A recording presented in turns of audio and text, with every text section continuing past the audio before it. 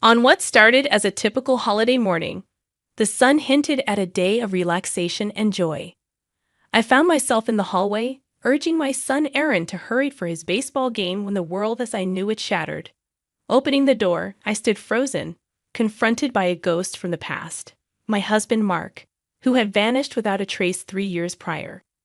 "This is our home," he declared, his voice a blend of certainty and doubt. Before I could process his presence, Clara, my sister-in-law, emerged from behind him. The sight of her ignited a storm of emotions within me. "We're going to take custody of Aaron," Clara announced, her words dripping with false sweetness. Memories flooded back, the countless times I had pondered this exact scenario. With Mark and Clara's simultaneous disappearance, it couldn't have been mere chance. Lost in thought, I barely noticed Aaron's voice behind me. "Hey, Mom, who are you talking to?" My heart clenched at the sight of my oblivious son, unaware of the impending turmoil. Clara turned her predatory smile towards him. "It's nice to finally meet you, Aaron. I've wanted to meet you for so long." Her words churned my insides, masking her manipulative nature. Confused, Aaron glanced at me. "Dad, what are you doing here? And who is she?" He moved closer, sensing the tension. Mark and Clara stood speechless, caught off guard by his confrontation. Before they could regain composure, Aaron spoke again, his voice tinged with anger. "We're about to leave. Move." Mark and Clara noticed something behind me, their faces drained of color. A bitter laugh escaped me as I saw my daughter Elise cradled in Aaron's arms. Mark's shock was palpable as he stared between Elise and me. "Mark, Clara," I began, my voice steady despite the chaos in my heart. "3 years ago, you left without a word. I was left alone to pick up the pieces, to raise Aaron, and to face an unexpected pregnancy." I paused, letting my words sink in. Clara's eyes narrowed, but I continued, "I'm not the same person you abandoned. I fought hard to build a life for my children and me, and I won't let you waltz back in to destroy that." Their faces reflected shock, disbelief, and briefly, guilt. But it was too late for apologies. "Please leave," I said firmly. "You have no right to be here." Mark opened his mouth, likely to offer an excuse or plea, but I shut the door on them, on the past they represented. Turning back to my children, I saw Aaron looking at me with newfound respect, and Elise gurgling blissfully, unaware of the storm that had just passed. I took a deep breath, steadying my racing heart. This was only the beginning. The battle lines had been drawn, and I was prepared to fight for my family's future. The days following Mark and Clara's unwelcome visit were a whirlwind of emotions and memories, a tidal wave threatening to drown me. I found myself revisiting the dark days after Mark's disappearance, the sleepless nights filled with worry, and the countless hours spent questioning what I could have done differently. Aaron had struggled the most. Once a cheerful and outgoing boy, he became sullen and withdrawn, his bright eyes dimming. I remembered the dinners he pushed away, the school events he begged me to skip, and the cold, distant looks that replaced his warm smiles. It tore at my heart, but I couldn't find a way to reach him. As I brooded over these memories, Elisa's innocent laughter echoed through the house, a stark contrast to the storm raging within me. She was my unexpected blessing, a light in the darkness of Mark's betrayal. Her birth had been a turning point for me, a moment of profound strength and vulnerability. One evening, as I tucked Aaron into bed, he turned to me with serious eyes. "Mom, why did Dad leave us? Did we do something wrong?" His question hit me like a physical blow. "No, honey, you did nothing wrong. Sometimes adults make choices that don't make sense, and it's not because of anything you did." "But why did he come back, and with Aunt Clara?" The confusion in his voice was heartbreaking. I sighed, searching for the right words. "I don't know why they came back, but I do know that we are a family. You, me, and Elise. We'll get through this together." He nodded slowly, his young face etched with worries no child should bear. "I trust you, Mom. I just wish things were like before." I kissed his forehead, whispering, "I know, my love. I wish that too." The next day, I was jolted out of my reverie by a call from my lawyer. Miss Thompson, we need to discuss your legal options. Mark and Clara's claim is baseless, but we should prepare a case. I listened intently, my mind racing.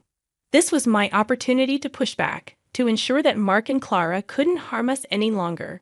Let's do it, I said firmly. I want to protect my children, and I won't let them be used as pawns in whatever game Mark and Clara are playing. Mr. Thompson's voice was reassuring. You're making the right decision. I'll start preparing the documents. We'll show them that they can't just walk over you. As I hung up, a sense of determination settled over me. Mark and Clara had underestimated me, thinking I would crumble under their pressure. But they were wrong. I was stronger now, tempered by the trials I had faced. Watching Elise play, I knew I would do whatever it took to keep them safe. This was no longer just about revenge. It was about justice for my children and me. Mark and Clara had awakened a fierce protectiveness in me, and I was ready to fight back with everything I had.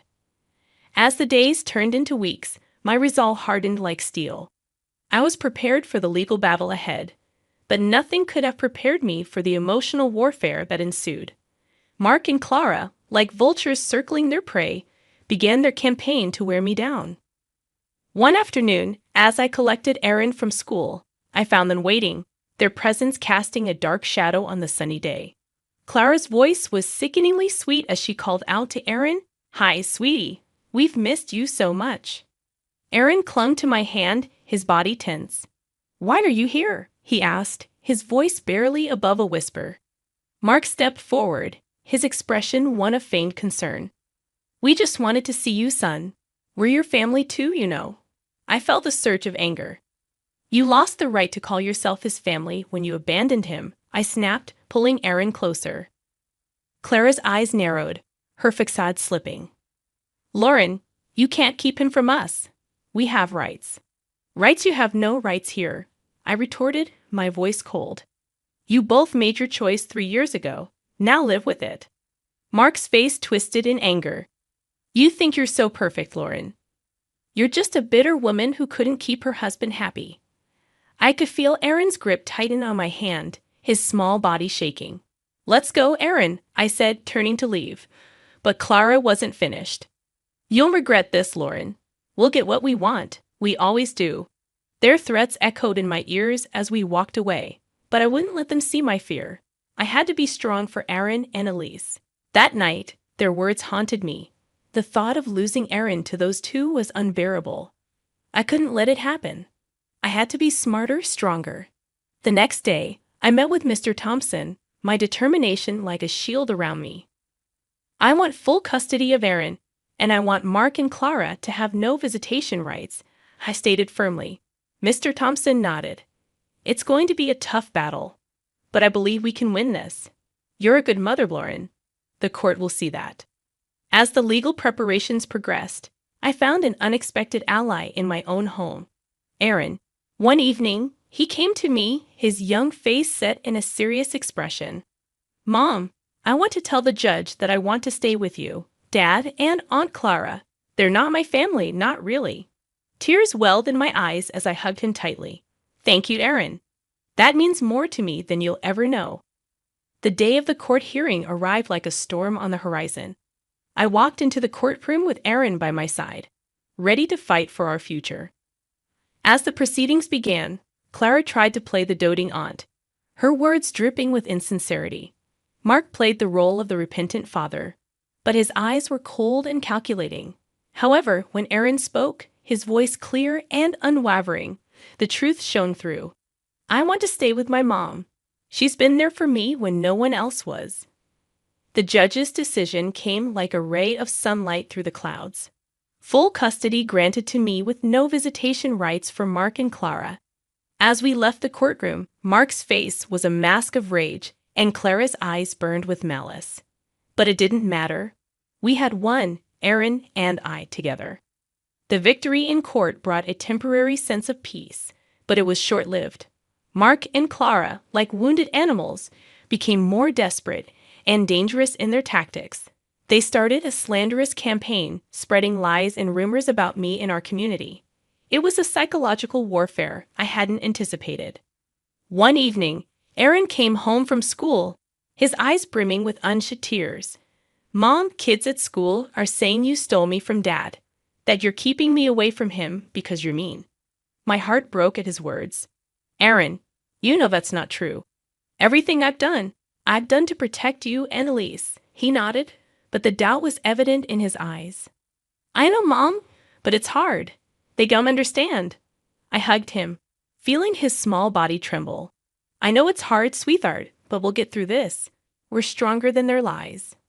As the days passed, the rumors grew more vicious. Clara had always been cunning with her words, and now she used them like a weapon to turn my world upside down. I knew I had to fight back, but I was wary of stooping to their level. Then one day, Mark showed up at my workplace, a facade of remorse plastered on his face. Lauren, can't we just talk about this for Aaron's sake? His words were like poison, and I could see through his act. There's nothing to talk about, Mark. You made your choice. Now live with it. He grabbed my arm, his grip tight. You're ruining my life, Lauren, you and that kid. I pulled away, my voice steady. No, Mark, you did that all by yourself. As I walked away, his parting words sent a chill down my spine. This isn't over, Lauren. I refused to yield easily. The legal victory had granted me custody of Aaron, but it hadn't brought an end to the battle. Mark and Clara persisted relentlessly, and I could see the toll it was taking on Aaron. He was caught in the middle of a conflict he couldn't comprehend, torn between his biological father and the mother who had never abandoned him. One night, Aaron came to me, his face troubled. Mom, what if Dad changes? What if he wants to be a real dad? His words struck me deeply. Aaron, I know he's your dad, and it's natural to hope for that. But we have to see people for who they are, not who we want them to be. Aaron was silent for a moment, then looked up at me with clear eyes. I know. I just wish things were different. I held him close, whispering, I do too, Aaron. I do too. Despite the ongoing battle, I remained steadfast in ensuring that Aaron and Elise remained my priority. They were my strength, the reason I fought so fiercely, and I would do anything to shield them from the shadows of Mark and Clara's deception. The relentless campaign by Mark and Clara took a darker turn, morphing into outright harassment. They seemed to be everywhere, outside my workplace, near Aaron's school. Always lurking, always watching. It was a psychological siege, and I felt its weight every day. But I refused to be cowed.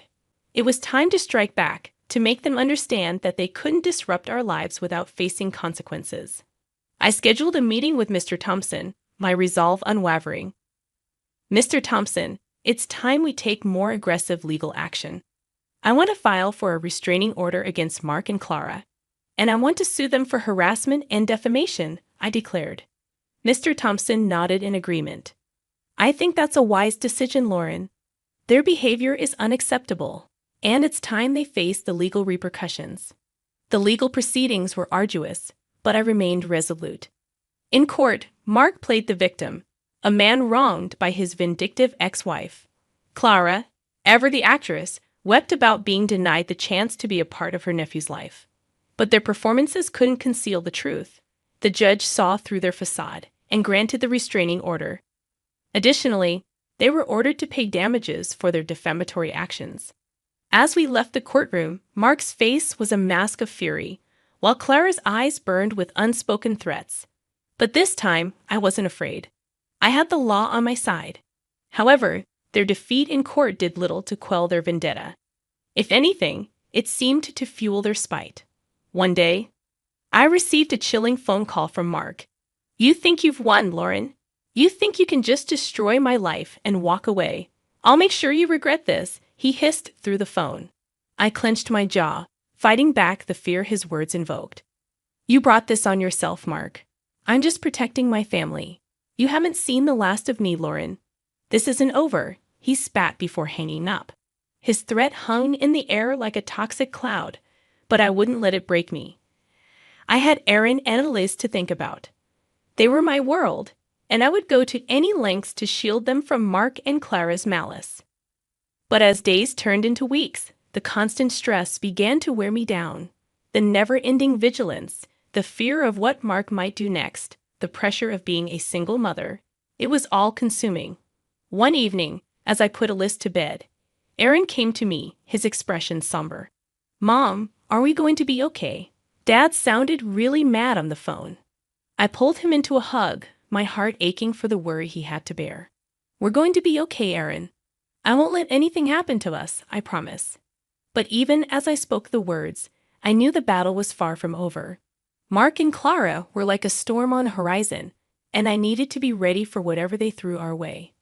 The weeks following the court ruling were a tense and watchful time. Mark and Clara, now bound by the restraining order, had receded into the shadows, but their silence was more unnerving than their threats. I knew this lull was just the calm before another storm. Then it happened. Clara, in a move of sheer desperation, orchestrated a public scene. I was picking up groceries when she appeared out of nowhere, screaming accusations. "You're a monster, Lauren. You've torn our family apart." Her theatrics backfired. The store manager recognized the disturbance and called the police. As they escorted a hysterical Clara away, her image of the wronged aunt crumbled. This public meltdown was the final straw. The police charged Clara with violating the restraining order and public disturbance. Mark, too, faced consequences. His involvement in the harassment and defamation, now fully exposed, led to his arrest. As I watched them being taken away, a part of me felt a pang of pity. They had descended into their own hell, a pit they had dug with their lies and hatred. But this feeling was quickly overshadowed by a sense of justice. They were finally facing the consequences of their actions. In the aftermath, the community's perception shifted. The truth about Mark and Clara's deceit and manipulation became apparent. People who had once whispered behind my back now offered their apologies and support. Aaron, witnessing the downfall of his father and aunt, had mixed emotions. "Mom, is it wrong to feel happy about Dad and Aunt Clara getting arrested?" I took his hand, sensing his inner turmoil. "It's okay to feel relieved, Aaron. They hurt us a lot. It's okay to want justice for that." The battle that had consumed our lives for months finally seemed to be over. Mark and Clara, once towering figures of intimidation, were now diminished, their power to harm us stripped away. As I tucked Aaron and Elise into bed that night, a sense of peace settled over me. We had weathered the storm and emerged stronger. I knew there would be challenges ahead, but for the first time in a long while, I felt hopeful about the future. With Mark and Clara's legal retribution, a heavy burden lifted from our shoulders. The days seemed brighter, and our home was filled with laughter once again. Aaron's smile returned, and Elise's innocent giggles were a balm to our scarred hearts. The community's support was overwhelming. Apologies turned into offers of help, and slowly, the rumors and whispers faded away. We were rebuilding our lives, piece by piece. But the true testament to our newfound peace came on my birthday. Aaron, now more mature and thoughtful, had a surprise for me. He approached with a shy smile, a small gift in his hand. "Happy birthday, Mom. I made this at school for you," he said, handing me a beautifully crafted photo frame. It held a picture of the three of us smiling and happy. Tears welled up in my eyes as I hugged him. "Thank you, Aaron. This is the best gift I could ever ask for." Later that day, as we celebrated with a small party, our little family felt whole again. Friends and neighbors joined in, their presence a symbol of the life we had reclaimed. During the party, a new face appeared. Tom, a kind and understanding man I had met through my work. His support during our trials had been unwavering, and his presence now felt like a promise of new beginnings. "Happy birthday, Lauren. I hope this year brings you all the happiness you deserve," Tom said, his eyes warm and sincere. I smiled, feeling a spark of something new, something hopeful. "Thank you, Tom. It's already off to a great start." As the party wound down, Aaron came up to me, a serious look on his face. "Mom, I've been thinking. Maybe it's okay to start new things, to be happy again." I knelt down to meet his gaze. "It's more than okay, Aaron. We've been through a lot, and we deserve to be happy." He nodded, a small smile gracing his lips. "I like Tom. He's nice, and I think he makes you happy."